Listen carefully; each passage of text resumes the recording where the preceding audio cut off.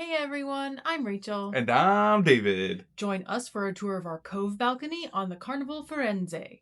Let's go!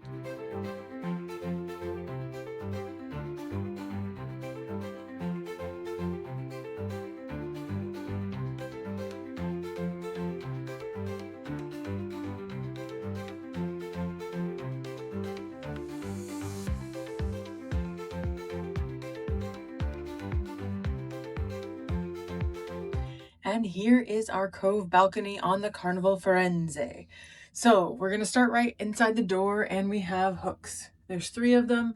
They're not the sturdiest. This one's kind of wobbly. Yeah, I still brought our handy dandy magnetic hooks and we'll be putting those up for anything, but these are actually probably pretty nice for like a jacket or something a little bit heavier that your magnetic hooks won't really use.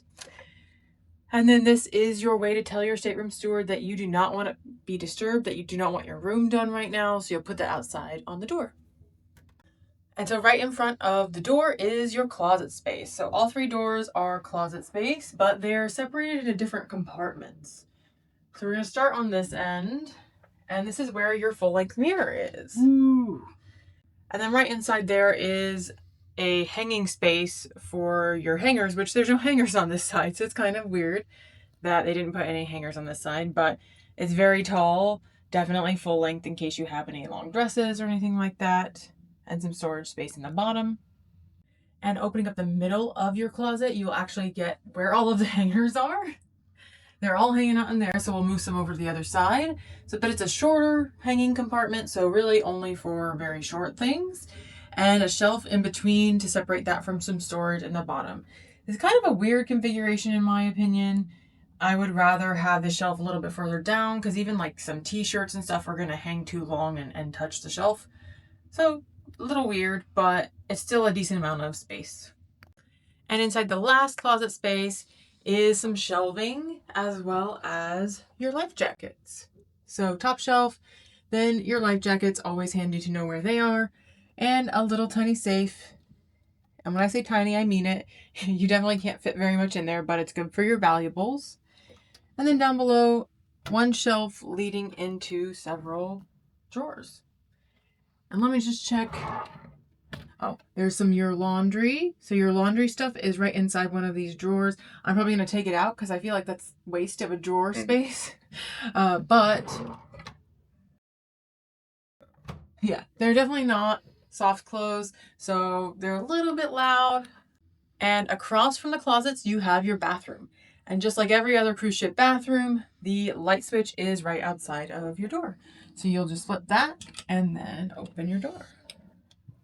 So this definitely is an older cruise ship bathroom, but you can definitely tell they did a little bit of remodeling. We're going to start with the vanity space.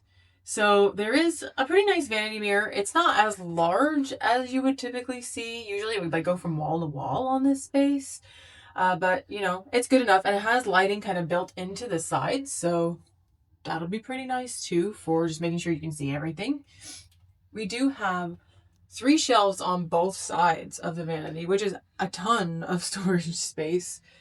And 2 tissue boxes for some reason. But yeah, this will be plenty of space for pretty much anybody to store things, as well as a shaver port. Now, this doesn't have your full voltage, so you won't want to plug like a hairdryer or your curling iron in there, but it'll be good for a shaver or anything with the lower voltages. And we have a little vanity mirror to the side, and it's pretty dirty, actually. I feel like that's kind of a common theme when you have these kinds of mirrors. They don't always clean them the best. But that'll also be really nice for getting ready. And it's right next to your main towel storage area for the bathroom towels, as well as hand towels and wash rags. And then a little grab bar, and your toilet paper is right next to your toilet. Underneath your vanity, there is your trash can, some sanitary disposal bags, and some extra toilet paper if you need it. So one of the remodeled features I've noticed for this older bathroom is the shower curtain is replaced by some glass. That is wonderful. I'm very excited about that. I didn't expect it. You have a fully enclosed shower, so you don't have to worry about the shower curtain. And then you have your shower head. It looks pretty typical. I don't see any way to adjust it, but I might be wrong. But we'll tell you how the shower pressure is once we're done in our room review. So down below your shower head, you have shower gel and shampoo dispenser. It is all in one, so they don't ever give you, separate body wash and shampoo or even shampoo and conditioner combined. And a little shelf right there in the corner. It's very tiny, so if you do bring your own products, you're probably going to have some trouble finding out where to put them. And then down below is your controls to turn your shower on and off. At the top of the shower, you also have a clothesline, so you can pull that all the way across the shower to hang up, anything wet that you don't want to hang inside the room. And down below that, you do have a grab bar, and so that'll be really nice if it is a rocky sea day and you're in the shower, you can keep your balance. All right, right next to the bathroom, you have your thermostat. That's pretty common. I feel like that is on every ship. And it's actually very, very basic. It just says cool and warm. There's no indicator or information about what temperature it actually is. There's no fan button. There's no power on or power off. This is one of those ones where it runs because there's a key at the front of the door back over there. But we came in here and it was actually already cold and it's already all the way down. So I don't know. It actually feels like it's working and I'm very, very excited about that. This might be the coldest room I think we've ever been in. I walked in and I had to put my sweater on. I was cold, which I'm grateful for. I'm not complaining. Yeah, it was awesome. So that's actually a big plus in my opinion, especially when you're doing warm weather cruises. So right next to that, we also have another little wobbly hook. Oh no. I don't know if it's supposed to do that, but it did. And that's just for your jacket, obviously. All right, and right here we have an old light that we can't figure out which switch turns it on or if it turns on at all. It might have been part of the old room before they refurbished it. So, I don't know. But right next to that, we have this really old, dirty looking couch that I'm going to sit on because I'm an idiot. And, okay, it's very stiff. I think there's a bed in here. This is very firm. So, overall, it's not very comfy. And you have this table. It's actually okay.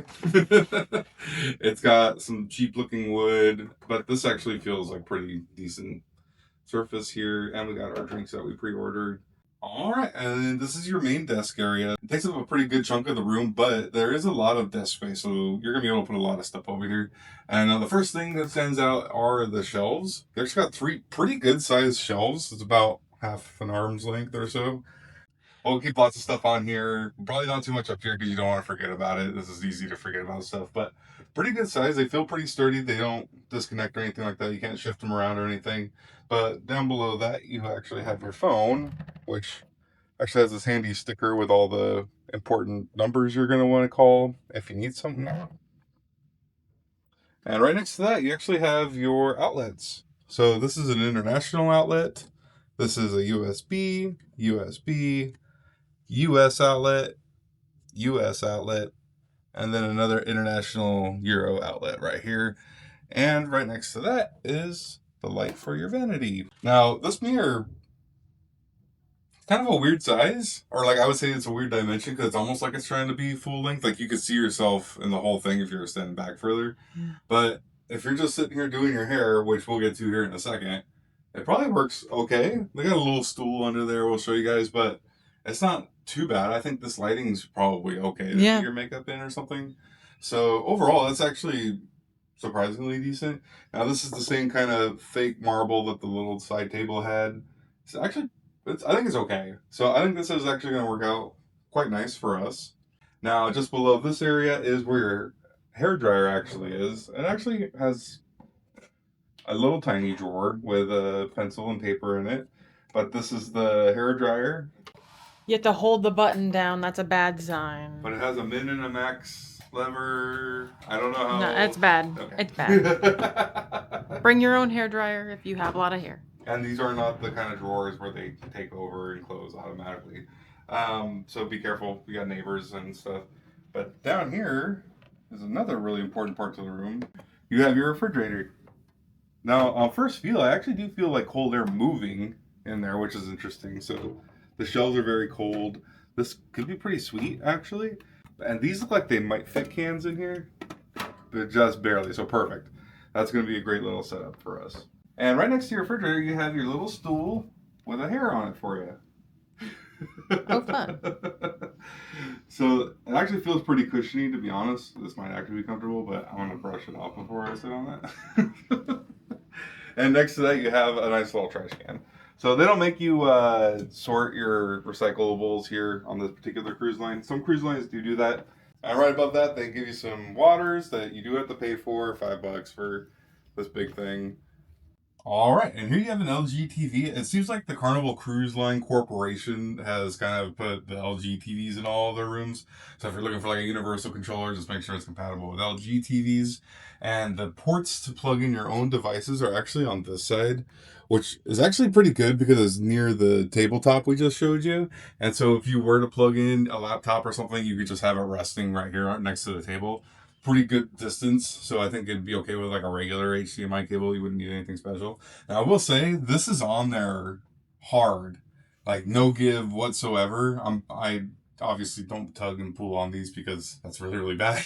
You don't want to have to call the stateroom steward and be like, I ripped my TV off the wall. So don't mess with it too much. If it's too hard to reach, just watch your things on your portable devices. And so right in between your couch and your bed is the first of your 2 nightstands. And this one is, pretty standard. It's got a drawer here. It opens that way. It's pretty deep. It is pretty deep. You might be able to put like a laptop sideways in there, but it's not soft close, but it didn't slam either. And above that, you do have a lamp that has a switch right on top. So it's a lot softer of lighting than the rest of the room. And behind that, you do actually have a light switch, and these are the lights right above the bed. So all of your bedside lights are right here, and this is the only switch I've found that does them. So at least you can turn them on and off in bed.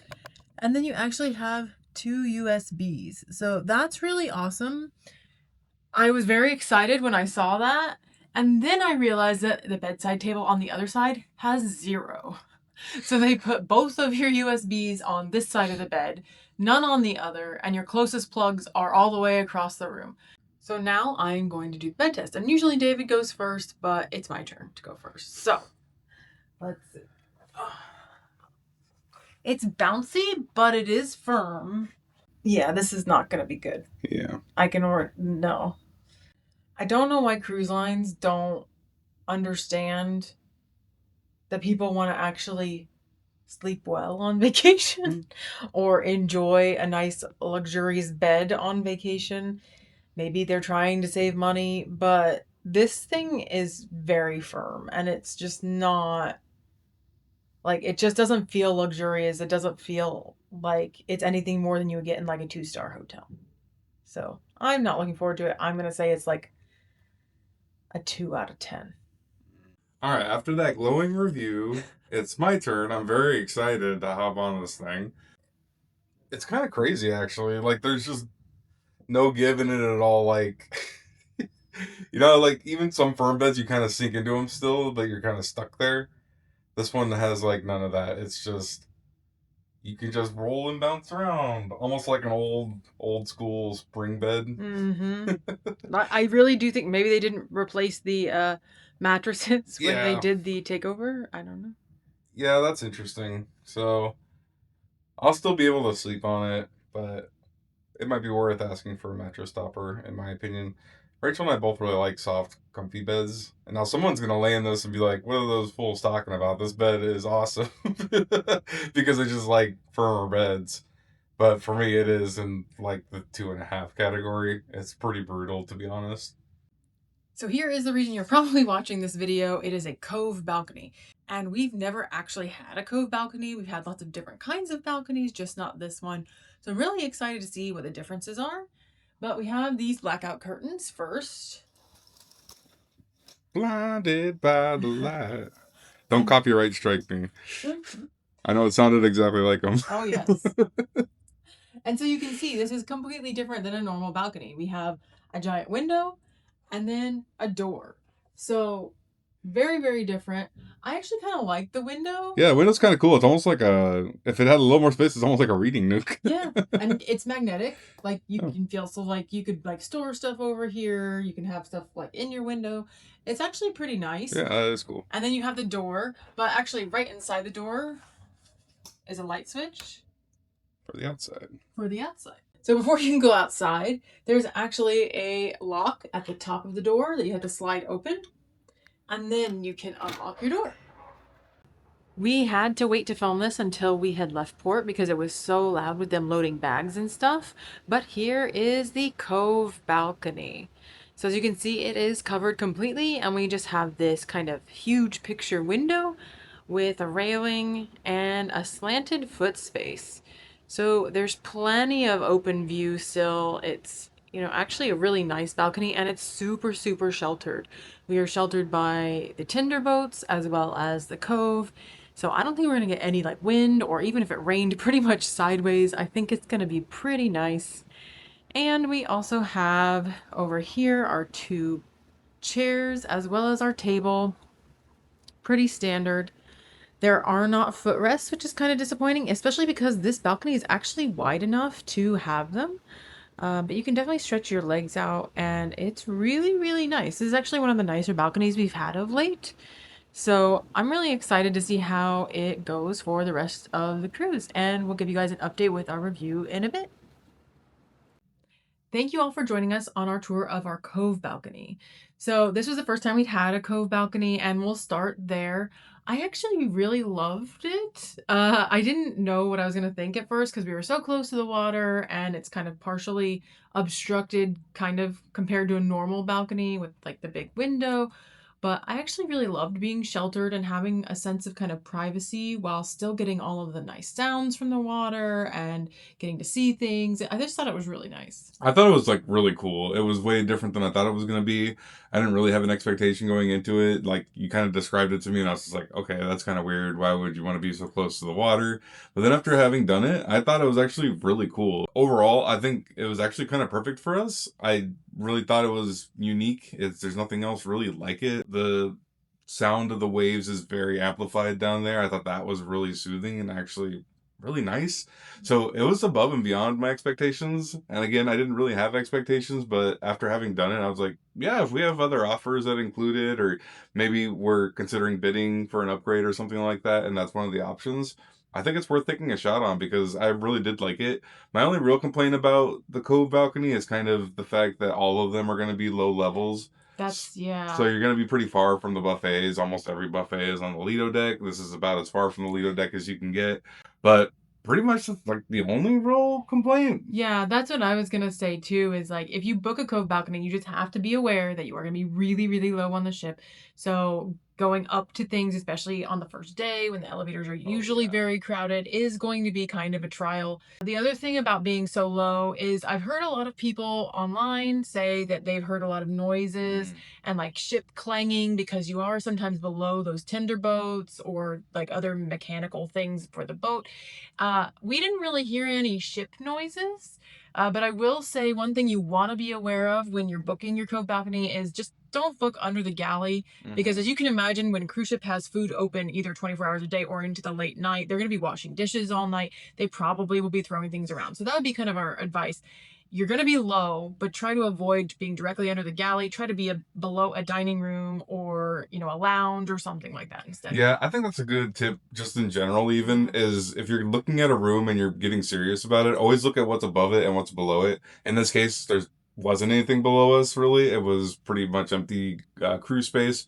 But yeah, always make sure that you're going to be comfortable with what's above you, kind of understand the curfews and like when like they stop doing nightclub stuff and things like that. Just kind of look at the map, make sure you kind of understand what's around you. But as far as the room itself, honestly, the balcony for me was the highlight. Yeah. The Carnival Firenze is not that old. It actually first sailed in 2021 and then was taken over by Carnival in 2024. It needs some TLC, especially in the rooms. And I do feel like maybe that's because they do a lot of 3, 4, 5, 6 day cruises, a lot of turnaround. They don't really get to deep clean these rooms very often, but it was not the most pleasant first experience walking into the room. There's a lot of, stains on things or sticky surfaces that we didn't quite know where it came from. And our stateroom steward has been lovely, but it's just, I think they're overloaded with the amount of rooms that they have. So just know, like, the room was not the cleanest. Yeah, I was actually shocked. I think when you told me the first sailing, because I was like, "There's no way." Like just looking around, I couldn't believe how beat up it had gotten just in the last 5 years. Absolutely crazy. But I do think you're right. I think it does seem like the stewards are out there for like long hours and like are covering huge distances. So I don't know if it's just this particular cruise. Again, these are always things that can vary or be changed, in between our videos and stuff. So we're just giving you guys our feedback on what happened on our particular cruise. Now, as far as the bed, because we did talk about this up front, the bed did not improve for me. I guess did it improve for you? No, we ended up getting an extra duvet cover, not a true mattress topper. So they just pretty much throw another comforter on top of the mattress itself, and it was okay, a little better, but still, I have limbs falling asleep. There's still a lot of bounce in the bed, maybe a little less give, but I don't know. It's just surprisingly bad. Yeah. So bed did not improve. But it is really nice to have the enclosed glass shower. I do feel like that's a huge improvement over a lot of other ships kind of this era or before. Yeah. And overall, I mean, we've spent, a week in this room and we've enjoyed the cruise. So, you're going to have fun. Just go into it with an open mind. Know that this isn't going to be the newest, nicest room you'll ever have on a cruise. It's also not going to be the oldest room that you have on a cruise, and just kind of know what you're going into it with.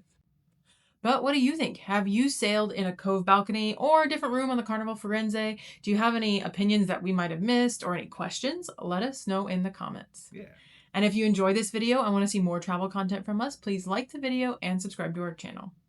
But for now, I'm Rachel. And I'm David. And we hope this video helped you find the right direction for your next adventure. Bye.